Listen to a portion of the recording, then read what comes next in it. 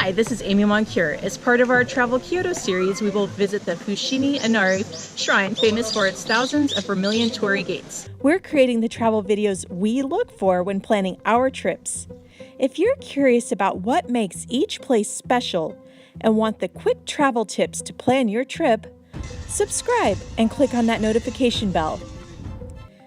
Shinto Inari shrines can be found all over Japan, but the Fushimi Inari Shrine in Kyoto is one of the main Inari shrines. Vermilion Torii gates lead up to these shrines, guarded on both sides by a fox, the messenger and servant to Inari. One priest said, if there are 100 worshippers, they will have 100 different ideas about Inari. But people agree that Inari is connected to rice and foxes. The spirit of Inari is held within the Fushimi Inari Shrine in Kyoto. Inari holds an important place in Japanese culture as the god of rice and fertility over all the land. As this deity's popularity increased, so did his roles. In the 1500s, Inari became the patron of blacksmiths and the protector of warriors. On the coast, the protector of fishermen. In the Tokugawa period, when people's wealth was measured in money and not rice, Inari's role transformed again to include prosperity over business and finance. A fox stands on both sides of the shrine, serving as a messenger and servant. One holds the key to the rice granary in his mouth, protecting the harvest. The other fox holds Inari's wish-fulfilling jewel in his mouth. This jewel grants wishes of prosperity, wealth, and fertility. Why did people think the fox was Inari's messenger?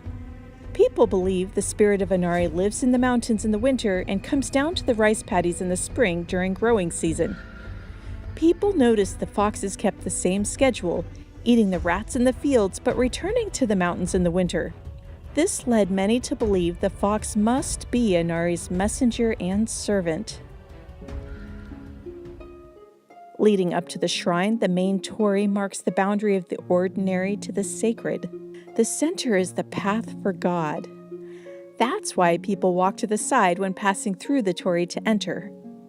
This main torii was donated by Japan's great unifier and samurai, Toyotomi Hideyoshi, in 1589. But the 10,000 torii the shrine is famous for have been donated in Thanksgiving by businessmen, with the name or business and date written on the back. The Fushimi Inari Shrine is one of the oldest Inari shrines founded in the year 711. However, the structures you see are not from that ancient time. 100 years later, the shrine was moved to its current location on Mount Inari. But more importantly, most of Kyoto burned in the Onin Civil War beginning in 1467. This included the entire complex of the Fushimi Inari Shrine. Only a few of Kyoto's historic structures survived, like the Kinkakuji Golden Pavilion. The Inari Shrine is so popular, it can be challenging to get that perfect shot of the rows of torii. The grounds are less crowded if you arrive between 7 and 9 in the morning or late in the evening. Also, the further you walk up the trail, the fewer people you'll see. But you'll also see fewer torii gates. Plan on over an hour to walk the 5 kilometers to the top of the summit for stunning views of Kyoto. Or you can walk halfway up and return down the back side of the mountain to discover more shrines and altars. Insect repellent is a must, and I recommend comfortable walking shoes and a small towel, water, and a small bag for your trash. The grounds around the shrine are always open.